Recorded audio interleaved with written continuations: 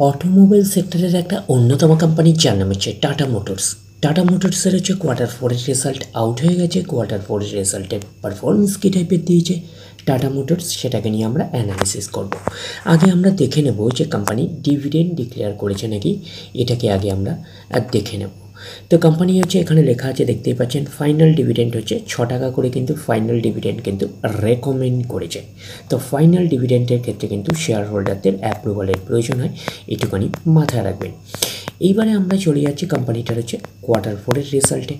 দেখবো যে কোয়ার্টার 4-এর রেজাল্টের পারফরমেন্স কী টাইপের দিয়েছে। তো স্ক্রল ডাউন করে দেখবো আমরা কত নম্বর পেজে পাচ্ছি। আমরা 25 নাম্বার পেজে হচ্ছে কোয়ার্টার 4-এর রেজাল্টটা আমরা পাচ্ছি। আগে আমরা দেখে নেব যে সিকোয়েন্সগুলো ঠিকঠাকভাবে সাজানো রয়েছে নাকি, এটাকে আগে আমরা ফার্স্ট দেখে নেব। এটা হচ্ছে এই কোয়ার্টার, মিনস হচ্ছে কোয়ার্টার 4, এটা প্রিভিয়াস কোয়ার্টার, আর এটা হচ্ছে 1 বছর আগে। তাহলে সিকোয়েন্সগুলো ঠিকঠাকভাবে সাজানো রয়েছে, আমরা এটুকুনি বলতেই পারি।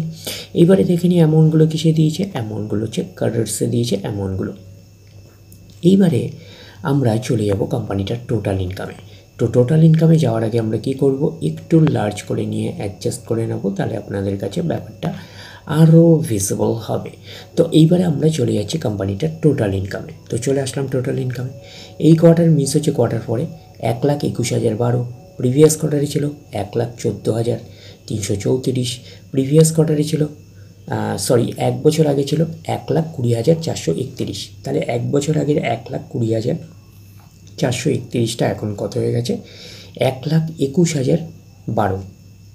তাহলে আমরা বলবো ইয়ার অন ইয়ার বেসিস কিন্তু জাম্প রয়েছে টোটাল ইনকামে।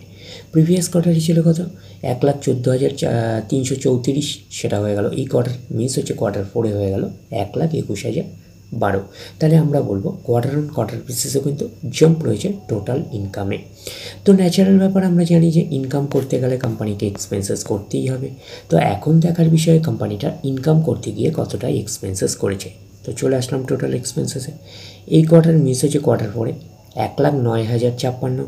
প্রিভিয়াস কোয়ার্টারে ছিল 1,06,665। 1 বছর আগে ছিল 1,11,136। তাহলে 1 বছর আগের 1,11,136টা এখন কত হয়ে গেছে, 1,09,056। তাহলে আমরা বলবো ইয়ার অন ইয়ার বেসিস কিন্তু ডাউন পারফরমেন্স করেছে টোটাল এক্সপেন্সেসে। প্রিভিয়াস কোয়ার্টারে ছিল কত, 1,06,665, সেটা হয়ে গেল এই কোয়ার্টার, মিস হচ্ছে কোয়ার্টার 4-এ হয়ে গেল 1,09,056। তাহলে আমরা বলবো কোয়ার্টার অন কোয়ার্টার বেসিস কিন্তু জাম্প রয়েছে টোটাল এক্সপেন্সেসে। এইবারে আমরা বের করবো কি, এইবারে আমরা বের করবো হচ্ছে অপারেটিং প্রফিট। কী করে বের করবো, টোটাল ইনকাম থেকে টোটাল এক্সপেন্সেস আমরা বাদ দেবো। বাদ দিলে যেটা পড়ে থাকবে সেটা হচ্ছে অপারেটিং প্রফিট। টোটাল ইনকাম পেয়ে গেছি, টোটাল এক্সপেন্সেস পেয়ে গেছি, টোটাল ইনকাম থেকে টোটাল এক্সপেন্সেস বাদ দিলে পড়ে থাকছে অপারেটিং প্রফিট।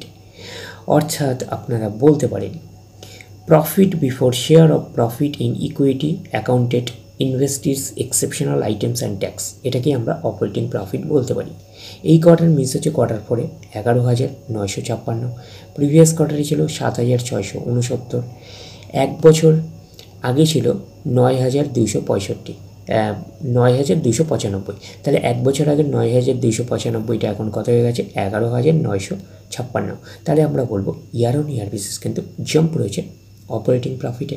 প্রিভিয়াস কোয়ার্টারে ছিল কত, 7,669, সেটা হয়ে গেল এই কোয়ার্টার, মিনস হচ্ছে কোয়ার্টার 4-এ হয়ে গেল 11,956। তাহলে আমরা বলবো কোয়ার্টার অন কোয়ার্টার বেসিসে কিন্তু জাম্প রয়েছে অপারেটিং প্রফিটে।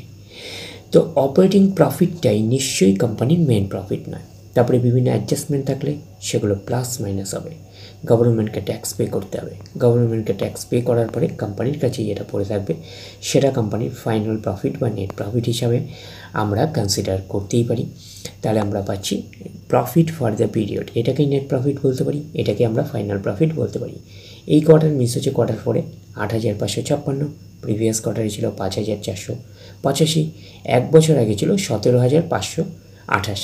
তাহলে 1 বছর আগের 17,528টা এখন কত হয়ে গেছে, 8,556। তাহলে আমরা বলবো ইয়ার অন ইয়ার বেসিস কিন্তু ম্যাসিভ ডাউন পারফরমেন্স করেছে নেট প্রফিটে। প্রিভিয়াস কোয়ার্টারে ছিল কত, 5,885, সেটা হয়ে গেল এই কোয়ার্টার, মিস হচ্ছে কোয়ার্টার 4-এ হয়ে গেল কত, 8,556। তাহলে আমরা বলবো কোয়ার্টার অন কোয়ার্টার বেসিস কিন্তু ম্যাসিভ জাম্প রয়েছে নেট প্রফিটে। তো এখানে আমরা একটা অ্যাডজাস্টমেন্ট বা এন্ট্রি আমরা দেখতে পাচ্ছি, সেটা হচ্ছে কি এক্সেপশনাল আইটেম।